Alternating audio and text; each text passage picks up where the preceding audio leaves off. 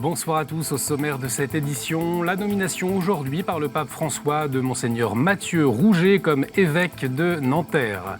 L'appel du pape François sur la situation dramatique au Nicaragua et puis un reportage dans un foyer de l'Arche dans la commune de Vambréchy près de Lille. Des logements rénovés ont été inaugurés en fin de semaine dernière. Le rapport de synthèse des États généraux de la bioéthique a été rendu public cet après-midi par le Comité consultatif national d'éthique. Alors que peut-on en retenir? Quels enjeux désormais? On en parle dans notre dossier avec le père Brice de Malherbe, spécialiste de la bioéthique et co-directeur du département éthique biomédicale du Collège des Bernardins à Paris.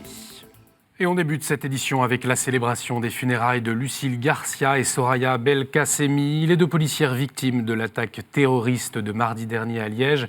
Elles ont eu lieu ce matin au centre funéraire de Robermont en présence du représentant du roi, des autorités civiles et de nombreux policiers. Monseigneur Jean-Pierre Delville, l'évêque de Liège, a présidé la cérémonie. Dans son mot d'introduction, il a invité l'Assemblée à ne pas se résigner, à ne pas se laisser submerger par la peur et la haine, mais à être des artisans de paix pour la société de demain. L'exemple des familles est fondamental parce que ce sont des familles amies. Ces deux policières étaient deux grandes amies. Les familles sont devenues amies. Elles ont voulu être réunies aussi dans la célébration des obsèques et pas simplement dans le travail comme autrefois. Et elles donnent l'exemple d'une amitié qui réconforte et qui est une espérance. Ce sont deux familles chrétiennes qui ont voulu aussi que dans cette célébration, il y ait la dimension de la vie éternelle présente que la foi chrétienne nous offre et qu'il y ait le message du Christ qui soit bien présent, le Christ qui se met en tenue de service, nous dit la parabole, et qui est un exemple pour nous. Donc voilà vraiment le message fondamental que je veux faire passer, un message d'amitié et d'espoir après le traumatisme qui a été subi. Jean-Pierre Hutz, membre de l'aumônerie catholique du centre funéraire, a accompagné les deux familles pour préparer les funérailles. On écoute son témoignage. Ce qui m'a marqué dans leur rencontre, c'est cette tolérance de dire ce n'est pas nos femmes qui visaient, c'est une institution. Heureusement que ce monsieur ne portait pas une consonance étrangère pour ne pas stigmatiser une partie de la population. Et c'était un esprit de tolérance, c'était quelque chose d'extraordinaire. Il disait toujours, mais il ne faut pas en vouloir, il faut comprendre. C'est vraiment un message de tolérance, d'amour qu'ils ont tout au long de la célébration voulu mettre. J'ajoute que les obsèques du tueur, Benjamin Herman, se sont déroulées dans l'église de Hon, dans la commune de Marche-en-Famenne. Si l'auteur de la fusillade s'est radicalisé en prison, ses parents souhaitaient pour lui des funérailles chrétiennes. C'est donc Monseigneur Mathieu Rouget qui succède à Monseigneur Aupetit comme évêque de Nanterre. Monseigneur Rouget a été nommé aujourd'hui par le pape François. Dès cet après-midi, il s'est rendu à l'évêché de Nanterre pour se présenter. Depuis 2013, il était curé de la paroisse Saint-Ferdinand d'Eterne, Sainte-Thérèse de l'Enfant Jésus et doyen d'Eterne. Ordonné prêtre en 1994 pour l'archevêché de Paris, on le connaît aussi pour sa connaissance du monde politique. Il fut directeur du service pastoral d'études politiques. Il a aussi été le secrétaire particulier du cardinal Jean-Marie Lustiger de 2000 à 2003. Et bien entendu, vous le connaissez comme chroniqueur régulier dans cette émission. Il s'est confié à notre micro sur la devise épiscopale à laquelle il pense désormais. Je pense que ce sera Sursum Corda, ce qui se traduirait de manière brève « haut les cœurs ». Dans la liturgie, nous répondons élevons notre cœur, nous le tournons vers le Seigneur pendant la liturgie de la messe. Pourquoi cette devise? D'une part parce qu'elle nous relie à l'Eucharistie, qui est tout pour moi. Ensuite parce qu'elle fait écho à ce que dit saint Paul, rechercher les réalités d'en haut. Et je pense que pour bien vivre sur la terre, il faut regarder vers le ciel. Et puis aussi parce qu'elle fait appel au cœur, le cœur qui est le lieu des vraies rencontres avec Dieu et aussi les uns avec les autres. L'intégralité de son portrait à découvrir sur notre site internet. Et puis j'ajoute que l'ordination épiscopale de Monseigneur Mathieu Rouget aura lieu le dimanche 16 septembre à 15h en la cathédrale Sainte-Geneviève de Saint-Maurice de Nanterre. Le pape François appelle à la reprise du dialogue au plus vite au Nicaragua. Le pays est secoué par un mouvement de contestation qui a déjà fait son mort. Depuis le 18 avril, des manifestations exigent le départ du président Ortega au pouvoir depuis 2007. Il est accusé de confisquer le pouvoir et de brider les libertés. La conférence épiscopale s'est proposée comme médiatrice entre le gouvernement et l'opposition, mais a prévenu que le dialogue ne reprendrait pas tant que les violences continueraient. Dimanche, le pape François s'est exprimé sur la situation dramatique dans le pays. Je m'unis également à mes chers frères évêques du Nicaragua pour exprimer mon souffrance concernant cette grande violence qui a eu lieu au Nicaragua au cours des protestations sociales. J'ai prié pour les victimes et pour ces familles. L'Église est toujours ouverte au dialogue, mais cela demande un engagement au respect des libertés et surtout la vie. J'ai prié pour qu'il s'arrête toutes les violences et qu'on retrouve des conditions pour qu'on puisse reprendre le dialogue.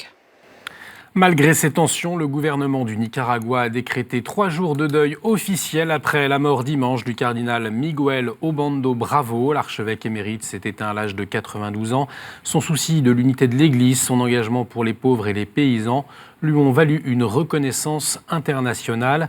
Et puis en France, la célébration des funérailles de Monseigneur René Séjourné, évêque émérite du diocèse de Saint-Flour, a eu lieu cet après-midi en la cathédrale Saint-Maurice d'Angers. Monseigneur Séjourné est décédé vendredi à l'âge de 89 ans.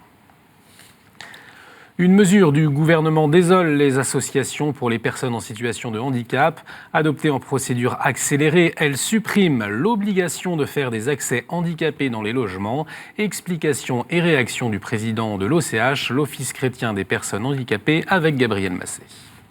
Du 30 mai au 6 juin, les députés examinent un projet de loi sur le logement, appelé loi Élan. Une mesure adoptée vendredi dernier fait polémique. Les logements neufs ne seront plus obligatoirement construits avec des accès handicapés. Une rupture avec le principe d'accessibilité universelle voté en 2005. 100% des logements nouveaux devaient être adaptés. Le quota vient d'être ramené à 10% et les 90% restants devront être des logements dits évolutifs, c'est-à-dire pouvant être rendus accessibles. Une mesure floue pour de nombreuses associations qui dénoncent une grave régression sociale. Je doute qu'en matière de logement neuf, le surcoût soit si élevé que ça.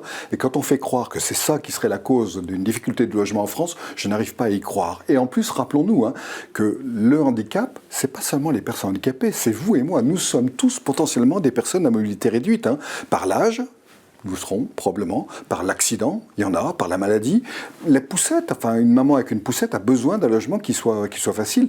Donc un logement accessible, c'est un bien-être pour tous. Donc renoncer à cette mesure me paraît une erreur. Alors après, je veux bien ergoter et puis dire, allez, 80% sur 100. Mais une personne handicapée doit pouvoir vivre où elle veut. Si elle se trouve dans un endroit réservé, les 10% de logement qu'on leur a donné, sans pouvoir déménager, parce qu'il n'y en a pas d'autres accessibles, sans pouvoir aller chez ses copains, parce que les copains, le logement ne sera pas accessible, c'est pas ça l'inclusion. L'inclusion, c'est être chez soi partout. Chez soi, partout. Eh bien, il faut que tous les logements soient accessibles.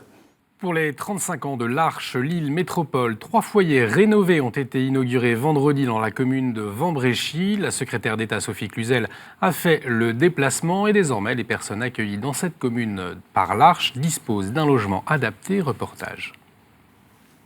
Dans les maisons de l'Arche, des personnes valides et des personnes en situation de handicap mental vivent ensemble.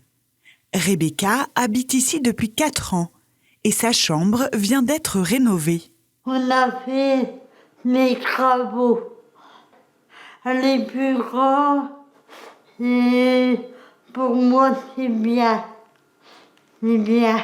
Le chantier incluait un agrandissement des chambres, la mise aux normes d'accessibilité, tout en gardant cette idée de maison partagée. Un partage qui va au-delà de la maison, puisque l'Arche est en plein cœur de la ville. Cela fait 35 ans que la communauté rayonne à Vambréchy. Lorsqu'ils se déplacent entre les foyers, etc., les personnes, la population les voit, un comportement, ils discutent avec, etc., ça se parle. Et vraiment une intégration complète au sein d'une population citoyenne, quoi. La rénovation était un challenge puisqu'il n'existe pas encore de réglementation pour ce type d'habitat hybride. Mais cela s'inscrit dans une dynamique plus globale, Sophie Cluzel, la secrétaire d'État chargée des personnes handicapées, est venue pour montrer son soutien.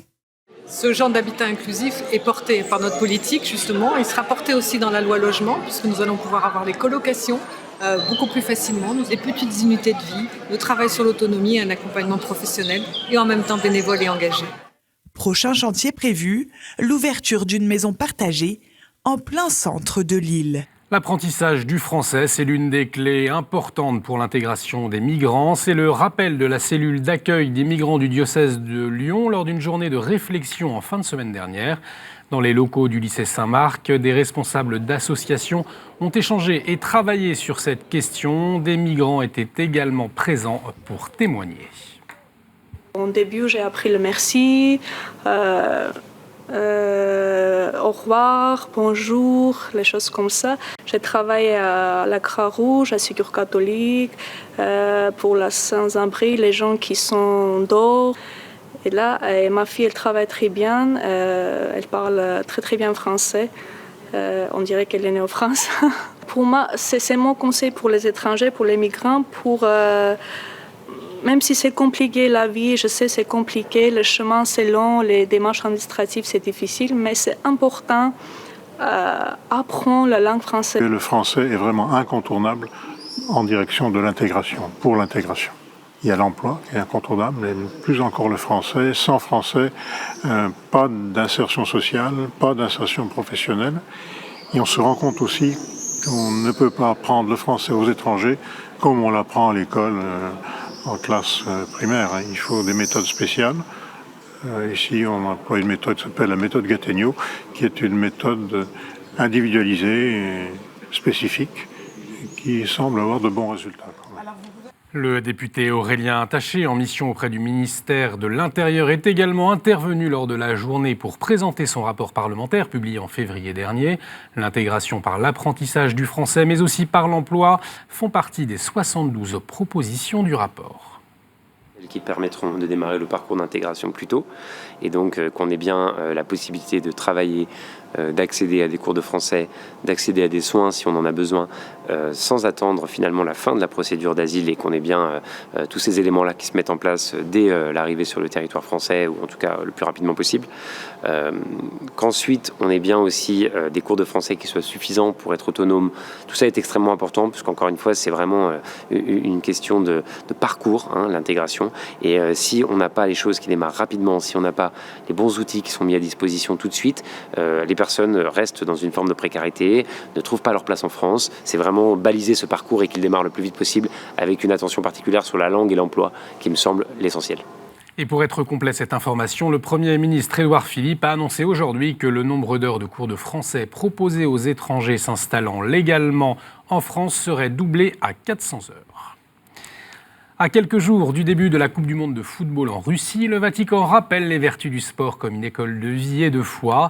Vendredi, le dicaster pour les laïcs, la famille et la vie a publié un document pour mettre en relief les points communs entre l'effort de la compétition et l'engagement dans la vie chrétienne, à condition que le sport soit propre, humain et juste. Et ces conditions étaient réunies samedi à Lyon pour la première édition du Run in Spirit, une course de 10 km organisée notamment par la Fondation Saint-Irénée. Ouverte à tous, le parcours a repris les étapes des martyrs de Lyon de l'an 177. Les coureurs ont traversé des lieux où s'est écrite une page de notre civilisation.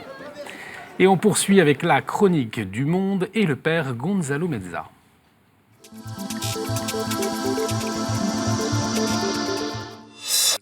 Bonjour.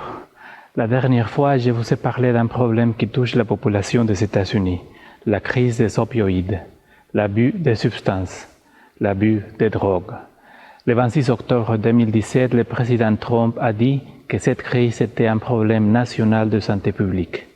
Depuis l'année 2000, plus de 300 000 Américains sont morts à cause d'une overdose des opioïdes.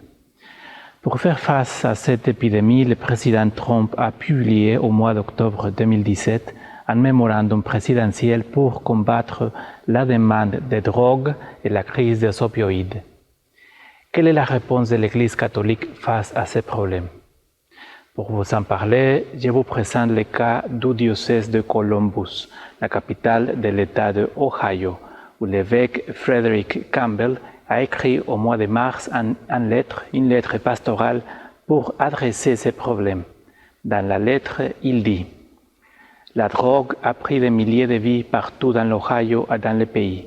Donc il est important que nous fassions face à ces fléaux avec responsabilité, compréhension, participation et engagement. » Pour engager les paroissiens et tous les catholiques au diocèse de Columbus, l'Église a fait des programmes pour l'école, la famille, les lieux de travail et les paroisses. Au niveau paroissial, on organise des veillées de prière pour les personnes et les familles affectées par la toxicomanie. Aussi, dans les paroisses, on invite des spécialistes pour parler aux jeunes gens sur les dangers des drogues. Aussi, dans la paroisse, on organise des journées de formation aux premiers secours pour avoir des paroissiens spécialisés et répondre au cas d'une urgence de surdose. De cette façon, le diocèse de Columbus coopère avec des dirigeants communautaires pour éliminer les causes de la dépendance. Ces ressources sont à disposition de toutes les paroisses et de tous les fidèles du diocèse de Columbus.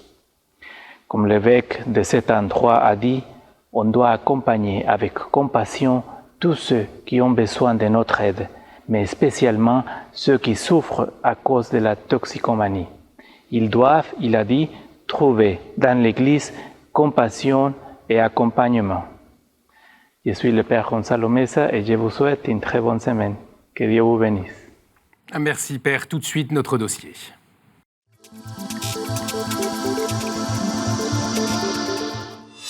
Ce mardi marque une nouvelle étape avant la révision des lois bioéthiques prévue début 2019. En cet après-midi, le Conseil consultatif national d'éthique a publié le rapport de synthèse des États généraux de la bioéthique, un rapport qui se veut neutre. Il fait le bilan de plusieurs semaines de consultation avec entre autres des débats publics dans toute la France sur des sujets comme l'ouverture de la PMA aux couples de femmes ou aux femmes seules, la GPA ou encore la fin de vie. Alors pour commencer, je vous propose d'écouter Jean-François Delfrécy, le président du CCNE. On sent bien qu'il y a en France, contrairement par exemple à ce qui existe dans le milieu anglo-saxon et a fortiori de ce qui existe par exemple en Asie en ce moment, un certain nombre de grandes valeurs de bioéthique qui sont partagées. Je les répète pour donner quelques exemples. La non-marchandisation du corps, penser aux populations les plus défavorisées. Voilà, c'est des grands sujets qui sortent et qui sont partagés. Et les notions, ces grandes notions sont essentielles pour porter ensuite et porter la réflexion sur un certain nombre d'autres sujets. Ce qui nous intéresse, et c'est dans la construction de la bioéthique, c'est d'écouter les arguments qui font que la construction de pensée va aboutir finalement à tel ou tel type de position. Ce qu'on a entendu en particulier, c'est le besoin des personnes d'être informées. Donc c'est vrai en particulier sur certains sujets scientifiques, par exemple de recherche, d'être informés sur ce que peuvent apporter les recherches, d'être informés sur ce que signifie une analyse génétique, quelles peuvent en être les conséquences, qu'est-ce que nous apprennent ces analyses génétiques, quel est le bénéfice qu'il peut y avoir pour la santé. Donc en fait c'est cette notion de l'information qui aide la personne à choisir et à se décider et à prendre une décision. Père Brice de Malherbe, bonsoir. Alors, vous faites partie du groupe de travail bioéthique de la Conférence des évêques de France. Vous êtes aussi co-directeur du département éthique biomédicale du Collège des Bernardins à Paris et professeur à la faculté Notre-Dame. Alors, vous avez pu consulter, c'est un pavé, le rapport de synthèse, mais peut-être sans trop rentrer dans les détails, déjà, qu'est-ce que vous pouvez nous en dire ?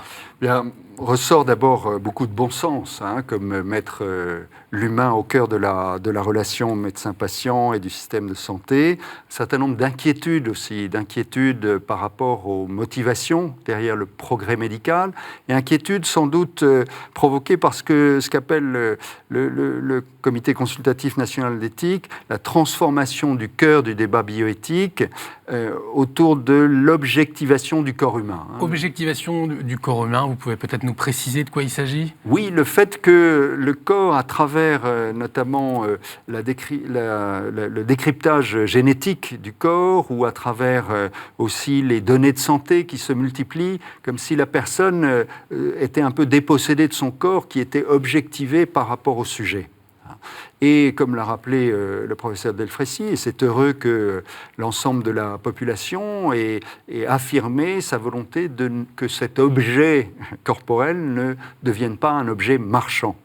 Pour cela, notre système législatif a un certain nombre de bases importantes sur lesquelles les citoyens ont insisté. Gratuité du don des éléments du corps humain, non-commercialisation du corps humain, c'est très important. Là où on sent des lignes de clivage, c'est sur la notion de liberté. Est-ce que la liberté est à comprendre comme une autonomie totale ou ce que je veux, c'est ça ce qui est bien, au nom par exemple du respect de la différence, ou est-ce que la liberté est une liberté relationnelle, et on voit toute l'implication, par exemple, dans les relations en fin de vie ou en début de vie. Ce qu'on peut noter également, c'est le comité citoyen qui a travaillé de son côté dans le cadre des États généraux de la bioéthique et qui a souhaité, lui, s'exprimer sur 2 sujets. Alors, qu'est-ce que vous pouvez nous en dire ? Oui, donc ces 22 personnes se sont prononcées d'abord à une grande majorité sur la légalisation du suicide assisté ou de l'euthanasie, avec des arguments qui, pour 2 d'entre eux, à mon avis, ne sont pas à retenir, ne peuvent pas être retenus. Le fait que certains médecins aujourd'hui seraient contraints à se mettre hors la loi. Un médecin n'a pas à se mettre hors la loi. Ce n'est pas en faisant pression sur le législateur, en se mettant hors la loi, qu'on fait avancer la loi. Il y a des zones grises, il y a la conscience médicale, mais ça, ce n'est pas un argument. Deuxième argument, le fait que les gens aujourd'hui seraient contraints de se suicider tout seuls ou d'aller à l'étranger. Là, le devoir de notre pays, c'est de prévenir le suicide et pas d'encourager le suicide. En revanche, c'est vrai, troisième argument avancé, beaucoup de citoyens, ou en tout cas un certain nombre, disent « mais nous, on veut pouvoir mourir quand on veut et comme on veut ». Bon. C'est très vague comme notion, ceci étant. Il me semble que là, l'expérience des soins palliatifs est importante. C'est toujours entendre la demande, quelle qu'elle soit, et après prendre soin. Et l'expérience, c'est quand on prend soin d'une personne et vraiment en l'accompagnant, en l'assurant de l'accompagner, la quasi-totalité des demandes tombe. Pour les derniers qui restent, je ne pense pas qu'il faille bouleverser la loi pour cela. Deuxième sujet sur lequel le comité citoyen s'est penché ou a voulu se prononcer, les tests génétiques et éventuellement la généralisation des tests génétiques préconceptionnels, c'est-à-dire avant qu'un couple décide d'avoir des enfants ou souhaite avoir des enfants, voir s'ils n'ont pas des risques de transmettre telle ou telle maladie. Là, vous ne serez sans doute pas surpris de penser que je suis plutôt pour le tiers de ces 22 citoyens, c'est-à-dire à peu près 7 ou 8, qui se sont prononcés contre la généralisation de ces tests. Effectivement, on rentrerait dans une logique assez anxiogène et dangereuse, d'une certaine recherche de la perfection.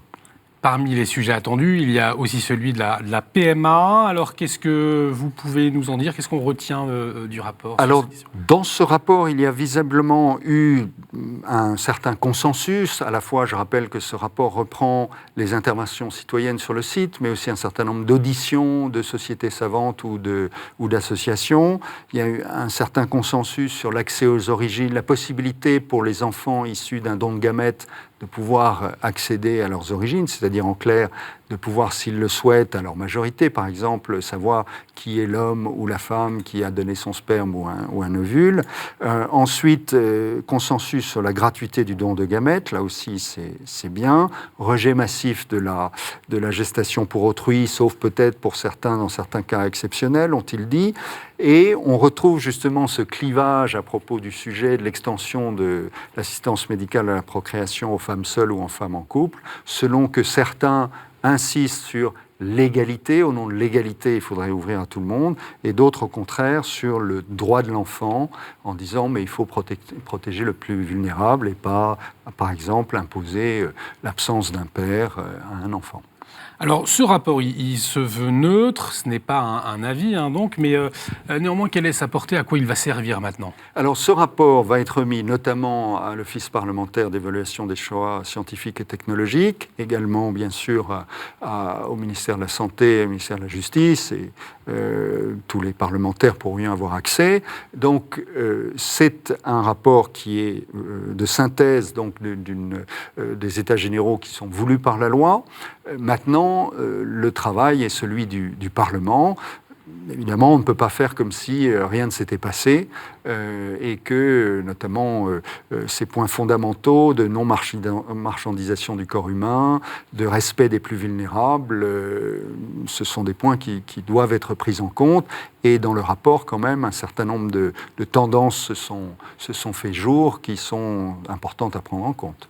Les prochaines échéances à venir auxquelles vous allez être très attentifs? Donc, à l'automne, le CCNE remettra cette fois-ci un avis motivé, c'est-à-dire comment ce groupe d'experts pense, quelles orientations il pense que notre législation devrait prendre. Et puis, dans la foulée, il y aura donc les premiers débats parlementaires qui donneront lieu à un vote d'une loi, sans doute, au premier trimestre 2019. Alors maintenant que cette phase de consultation est terminée, comment les chrétiens peuvent se mobiliser sur les sujets bioéthiques? Bien, voyez-vous, une des conclusions du CCNE à l'issue de ces États généraux, c'est de dire, mais au fond, ce sont des questions tellement importantes qu'il faut peut-être se mobiliser plus que tous les 5 ans. Ben, je pense que nous, catholiques, nous avons à nous mobiliser, je dirais, en permanence. Ce sont des sujets qui touchent les membres de notre famille et nous devons aller plus loin que les réactions affectives. Il y a un besoin de formation. La Conférence des évêques de France fait un effort depuis plusieurs années dans ce sens. Et il y a un devoir de formation pour témoigner de la dignité de toute personne humaine. Merci beaucoup, Père Brice de Malherbe, pour votre éclairage. Merci à vous de nous avoir suivis. Cette émission est à revoir sur notre site internet www.kto.tv.com. Réagissez également avec le hashtag à la source. À jeudi, excellente soirée sur KTO.